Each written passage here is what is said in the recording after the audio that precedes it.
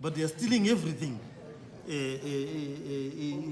into the city. So we need to deal with our recreational centers. The Kwanzura stadiums, Rufaro stadiums, and community stadiums, stadia, and community recreational center must be upped up. Tennis courts, basketball courts, youth must have somewhere to play, and gainfully, sports must come back in a big way. If we don't bring back sports and recreation, we will never be able to tackle the drug problem. Rehabilitation centers, crystal meths, we must identify. We must know every household's problem. We must know where every youth is, where every orphan is, where every child-headed house is, where every pensioner is, to be able to cater for them. And so you've got your work cut out in social services. Social welfare must come back in a big way. Urban poverty is a big issue, urban hunger is a big issue, and drug abuse is killing our city. There are certain reports that were done by the Auditor General. We need to deal, and in particular, we need to deal with the ERP issue. We need to deal with the billing system. Then we need to deal with how we use our money. Please make sure that the issues that were raised by the Auditor General do not crop back. You also need to expand your committee to be able to deal with corruption. We need hotlines on corruption. People are complaining about the behavior of the traffic police in town, the behavior of municipal police in town, the behavior of certain of our workers, and even councillors. So we need an anti-corruption policy, an anti-corruption framework that arrests some of the little things that make it an inconvenience to be driving and traveling in the city of Harare. So these are the things we need to address as your committee, and they need to be clear. My Twitter handle and my WhatsApp is becoming a hotline for complaints. It should not be so. We should have a clear process of where people can complain and so forth, so that we deal with it in an aggressive manner and allow citizens to enjoy the ambience of Harare without worrying about corruption. Yes. My name is Reverend Yepimo Gotora. I'm the councillor for Ward 7, Avondale. I've been elected to chair the Committee of Information and Publicity. And on my right here is Councillor Adonia Shoko. Ward 44 is my deputy in the Information and Publicity Committee. Thank you. Thank you. As you can see, our information guru is dressed like an information guru. And as articulate as an information person should be. What we need to do is that we need to be able to inform people timeously if they are going to face challenges. We need to inform people if there are traffic jams in the city. We need to inform people if water is going to be a challenge and for how long. We need to inform people about the services that they can get from the city and how to get them. We need to be able to answer timeously. Now that you are there, we trust that citizens will know if they are going to have problems, where is the traffic jam, where is a hole, where is a leak, how we are solving it, and the programs that we are doing as council. So yours is a very huge task. And the other task that needs to be done is to market the city of Harare. The city of Harare is a beautiful city. It's an ambient city. It's one of the oldest cities in Southern Africa, founded years ago. And as you can know, it's a destination for sports. Right now, we held the qualifiers of the Cricket World Cup. We are currently hosting the Indian cricket team. Bangladesh teams were hosted just recently. So we believe that this is a city that is marketable, that has to be marketed. It is a peaceful city. People are not mugged at all. We need to reduce crime. People can walk any time of the day. We need to market this city. So information is not simply about just telling people what's happening, but it's to find innovative ways of being part and parcel of the life of the city. It's the entertainment capital of Southern Africa, big artists, anyone with a hit record in South Africa, in Nigeria, will definitely come to Harare. So we must market this city. There's a lot to love about this city, and I think your committee should get down to market this city so that we bring the tourists, we bring business, and our people will then be able to earn a living. It's a lovely city, and we are happy that is there. What we are going to do is we have adopted a results-based management approach. I mean, the whole of government has adopted an RBM. In many of these executives, they've been given tasks. So one of the key tasks is to monitor the work using the agreements that we have done with the executives on what needs to be delivered. Every head of department has got a performance contract. That performance contract is a performance contract with the respective committee. So the HR HCD has a performance contract that is monitored by the HR committee. And what we are going to do on top of that, we are going to have an induction of these committees. And in that induction, we are going to give each committee a performance contract.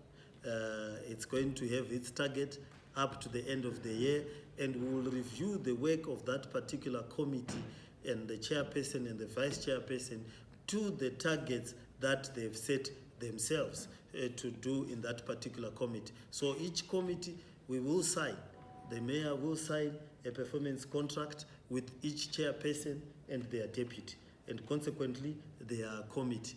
And those performance contracts are the ones that we are going to use to measure the work of that particular committee going forward. And this is very, very, very critical and important. We want to have targets on the water we need to give, the refuse, how we are going to collect it, and so forth and so forth. But in addition, the information department is going to come up with a new exciting, quickly, we are going to go on YouTube. We'll have a YouTube channel, we'll have Facebook, we will have interactive platforms. We will embed our people within the various stations, water, refuse, who will be able to communicate, and traffic police who will be able to communicate a bit more better than what we've been doing. Complaints, the pages, all these departments will be encouraged to produce pages. The water department will have social media pages, the refuse department will have social media pages where their timetables will be put there clearly, water, refuse, and all aspects, traffic police and the trafficking of the city, roads, and everyone. They will have those things put up by the information department so that we can communicate. What we want to develop is what we call a smart city. A smart city is a city that talks to its citizens, that is able to interact with its citizens and able to tailor-make what it can give to what the citizens actually requires. So that's what's in store, and that's what is going to be done. The implementation of devolution requires us to strike down certain laws that were impeding local government, particularly Harare and every city in general. What we require is a system where we implement the devolution aspects in the constitution and give our ability. A city the size of Harare has to be run by an executive mayor and executive chairpersons. You cannot run a city of 3 million people in a ceremonial basis.